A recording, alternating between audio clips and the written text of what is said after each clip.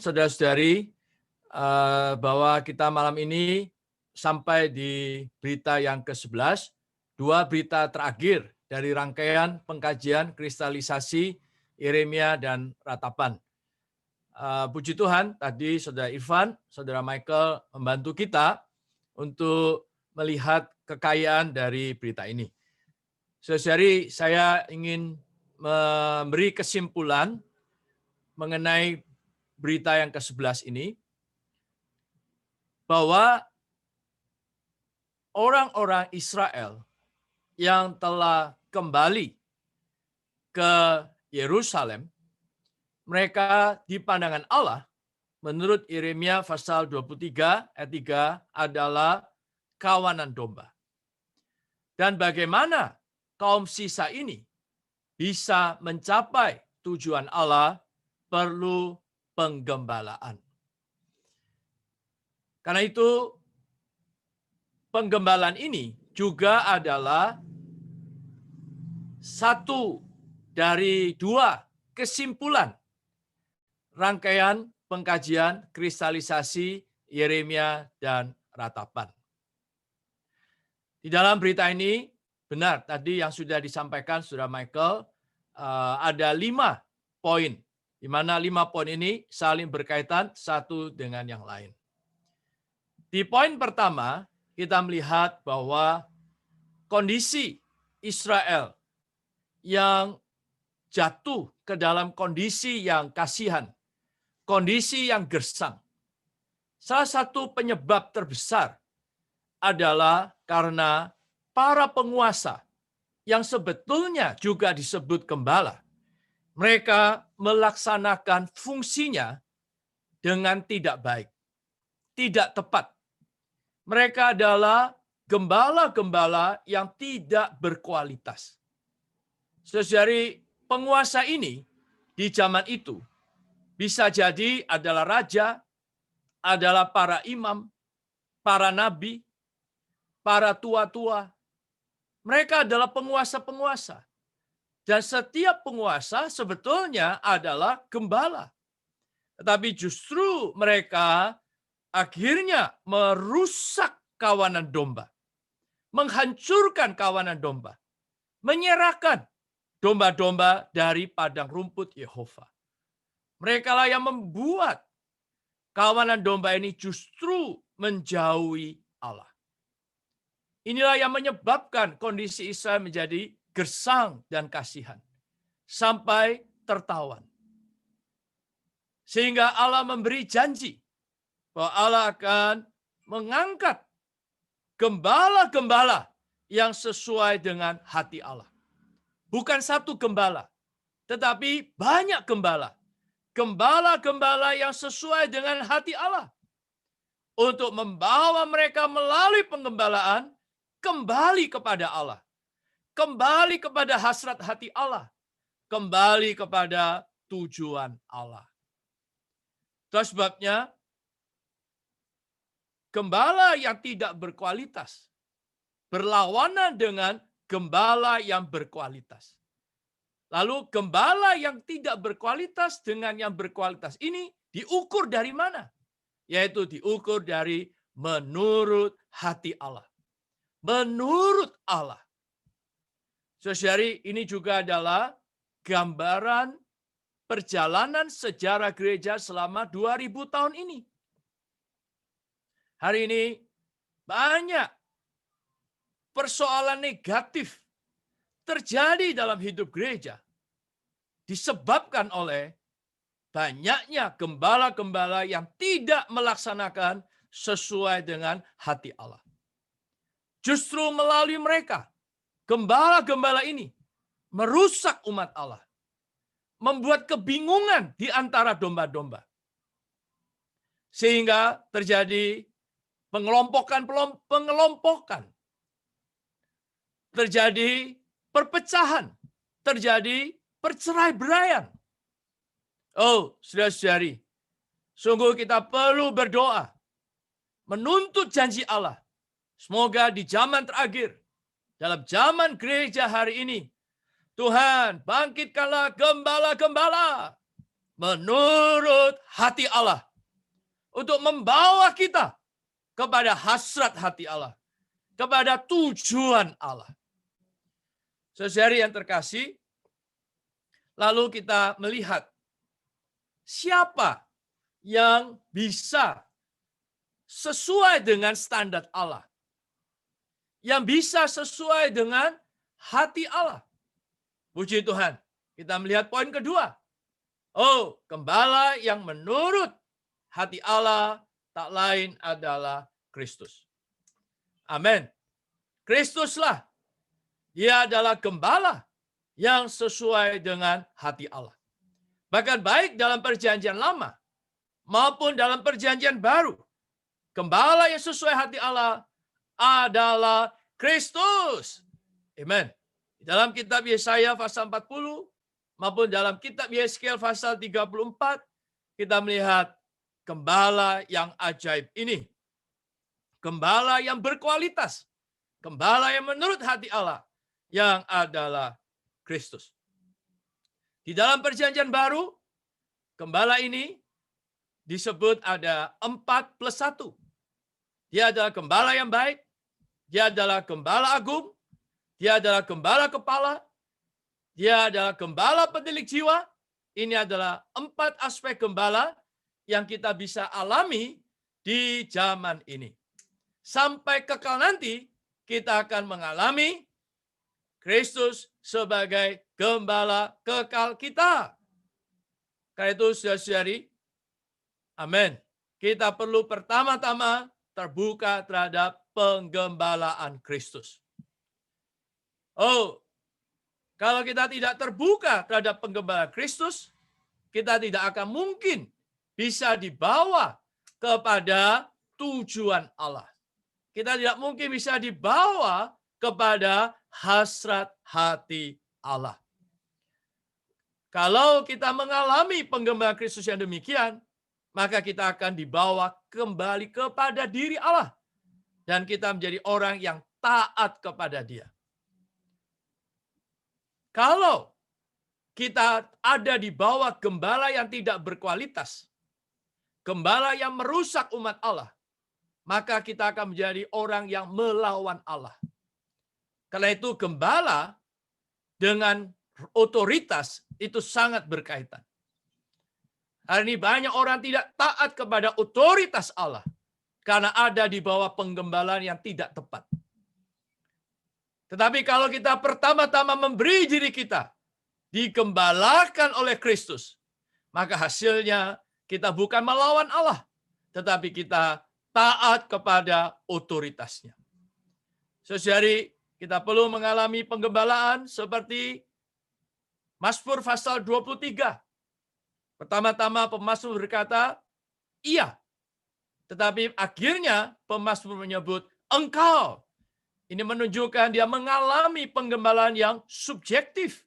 Dan pada akhirnya penggembalaan ini membawa dia ke rumah Allah. Rumah Allah menunjukkan pembangunan di bawah satu otoritas sang kepala. Baik, saudari, lalu apakah Tuhan menggembalakan sendiri? Tidak. Poin yang ketiga, penggembalaan Kristus dilanjutkan di dalam ministry surgawinya yang menginkorporasikan kepenggembalaannya kepada ministry para rasul. Artinya, Tuhan tidak menggembalakan seorang diri, tetapi Dia mau membangunkan para gembala-gembala. Karena itu Dia adalah gembala kepala. Di bawah gembala kepala ini ada banyak gembala-gembala. Dan gembala-gembala ini pertama-tama Tuhan dapatkan Petrus.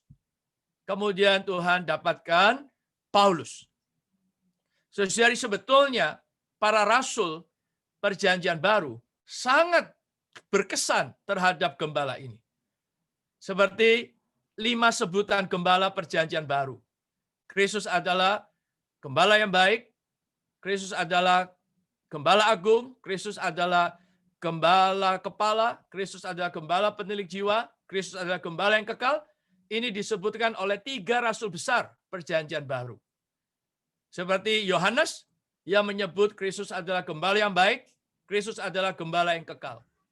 Rasul Paulus yang menyebut Kristus adalah gembala agung, Rasul Petrus yang menyebut Kristus adalah gembala kepala dan gembala penilik jiwa. Oh, mereka ini mengalami lebih dulu penggembalaan Kristus. Maka kemudian mereka dibangunkan sebagai para gembala. Gembala-gembala bagi kawanan domba Allah. Saudari, benar. Jangan berpikir, wah ini kan para rasul. Saya bukan rasul. Tetapi kalau kita ingat cerita, bagaimana Tuhan mendapatkan duplikasinya pertama kali di atas diri Petrus, adalah ketika Petrus baru dipulihkan dari kejatuhannya, dari kelemahannya. Saudari, siapa yang tidak lemah? Siapa yang tidak pernah gagal? Tetapi Tuhan mau memberikan amanat kepada orang-orang yang mengasihi Tuhan. Karena itu Tuhan bertanya lebih dulu kepada Petrus, Simon anak Yohanes, apakah engkau mengasihi aku lebih daripada semua ini? Petrus berkata, Tuhan, engkau tahu aku mengasihi engkau. Baru Tuhan berkata, karena itu gembalakanlah domba-dombaku. Berilah makan domba-dombaku. Saudari, semoga Tuhan mendapatkan hati kita. Memang kita harus lebih dulu mengalami penggembalaan Kristus. Dan Tuhan mendapatkan hati kita, hati yang mengasihi Dia. Maka kemudian Tuhan akan memberikan amanat penggembalaan ini kepada kita, supaya kita bisa menggembalakan kawanan domba Allah. Oh, kita adalah kelanjutan dari penggembalaan Kristus. Saudari, sekarang poin yang keempat. Lalu bagaimana kita menjadi gembala yang menurut hati Allah? Di sini saudara kita memberitahu kita, gembala yang bisa menurut hati Allah adalah gembala yang mengikuti teladan Kristus. Di mana ada 5 karakteristik gembala yang menurut hati Allah. Dan 5 ini adalah 5 latihan kita hari ini, saudara-saudari, sampai Tuhan datang. Pertama adalah kita perlu menjadi esa dengan Allah. Amen. Esa dengan Allah. 2 Korintus pasal 5 ayat 16 sampai 21. Oh, mengasihi Tuhan adalah orang yang esa dengan Allah. Amen. Demikian melalui esa dengan Allah, kita dibawa kepada hati Allah. Yang kedua, kita perlu disusun dengan Allah. 2 Korintus pasal 3 ayat 18 dan Roma pasal 8. Kita perlu hari ke hari diubah, ditransformasi. Saudari, amin. Sehingga kita tersusun oleh Allah. Kalau tidak, kita tidak akan bisa menjadi penggembala sesuai dengan hati Allah. Maka kita akan menggembalakan sesuai dengan apa, saudara-saudari? Sesuai dengan kesukaan kita, kepentingan kita, tujuan kita, watak kita, ego kita, bahkan keantikan kita. Betapa bahayanya. Kalau kita tidak disusun dengan Allah, maka domba-domba yang kita gembalakan, kita justru menjerumuskan mereka. Sehingga tidak hati-hati mereka akan kembali mengulangi sejarah bangsa Israel. Menolak Allah, melawan Allah. Karena itu saudara-saudari, kita tidak bisa tidak berlatih hari ke hari disusun dengan Allah melalui menerima penggembalaan Kristus. Yang ketiga, kita perlu menjadi orang yang memperhidupkan Allah. Galatia pasal 2 ayat 20.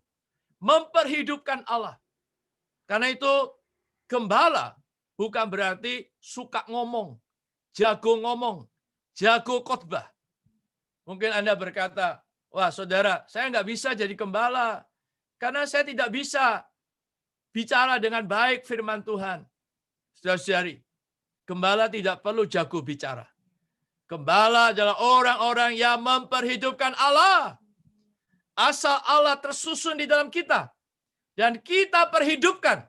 maka kita akan menjadi gembala yang menurut hal Allah. Menurut hati Allah, kita bisa menjadi berkat bagi banyak orang. Yang keempat, karena kita memperhidupkan Allah, kita menjadi orang yang mewakili Allah. Berkuasa bagi Allah. Karena itu saudara-saudari, ekspresi mendatangkan kuasa. Kuasa berasal dari ekspresi. Dan ini semua berasal dari pertumbuhan hayat. Berasal dari pengubahan hayat. Amin. Dan karena gembala memang perlu dengan kuasa. Memimpin kawanan domba Allah. Menikmati padang rumput. Menikmati Allah sebagai sumber air hidup. Dan yang kelima, gembala yang menurut hati Allah adalah gembala yang meministrikan Allah. Yaitu menyuplaikan Allah. Yang seperti tadi dikatakan. Memberi umat Allah pengetahuan dan pemahaman yang tepat akan Allah. Sebetulnya pengetahuan dan pemahaman yang tepat kepada Allah adalah membawa kawanan domba Allah menikmati dan mengalami Allah sendiri. Saudari, inilah 5 latihan kita setelah berita ini selesai. Amin. Anda, saya, tidak terkecuali. Mari kita mempersembahkan diri kita. Tuhan, aku mau esa denganmu, aku mau disusun denganmu, memperhidupkan engkau, mewakili engkau, dan meministrikan engkau. Saudari, kalau kita setia, maka Petrus berkata di 1 Petrus pasal 5 ayat 4, bahwa kalau kita setia dalam pengembalaan, Tuhan akan menyediakan kepada kita mahkota kemuliaan yang tidak dapat layu. Mahkota kemuliaan yang tidak dapat layu. Inilah juga janji untuk para pemenang. Para gembala sebetulnya adalah para pemenang. Tuhan menjanjikan kepada mereka mahkota kemuliaan yang tidak dapat layu. Baik, yang terakhir, saudara-saudari, poin kelima, sebetulnya tujuan penggembalaan kita adalah untuk mencapai tujuan Allah. Dan apa yang Allah mau capai? Tidak lain adalah pembangunan tubuh Kristus. Tetapi penggembalaan yang bisa membangun tubuh Kristus harus bersifat saling menggembalakan. Penggembalaan ini bukan satu arah, tapi penggembalaan ini adalah 2 arah. Kita menjadi gembala, kita juga menjadi domba. Saudari, mari kita proklamirkan. Aku adalah gembala, aku juga adalah domba. Aku adalah domba, aku juga adalah gembala. Kita boleh saling menyalurkan Kristus, saling menggembalakan, sehingga kita boleh bertumbuh bersama, terbangun bersama, bagi ekspresi korporat Allah yang mulia di muka bumi ini. Karena itu Tuhan membelas kasih kita, semoga kita menjadi orang yang terbuka terhadap penggembalaan Kristus, kita juga terbuka terhadap penggembalaan gembala-gembala yang lain, dan kita juga boleh belajar menggembalakan orang lain. Saudari, siapapun kita, Anda ataupun saya, tidak bisa tanpa digembalakan. Saya memuji Tuhan, dalam hidup gereja, saya juga menerima banyak penggembalaan. Sehingga saya juga hari ke hari boleh bertumbuh dan belajar terus-menerus bagaimana menggembalakan kawanan domba Allah. Akhirnya, tubuh Kristus terbangun. Terjadinya kebangunan baru. Dan ini yang membawa Tuhan datang kembali. Tuhan memberkati. Sekarang kita punya 15 menit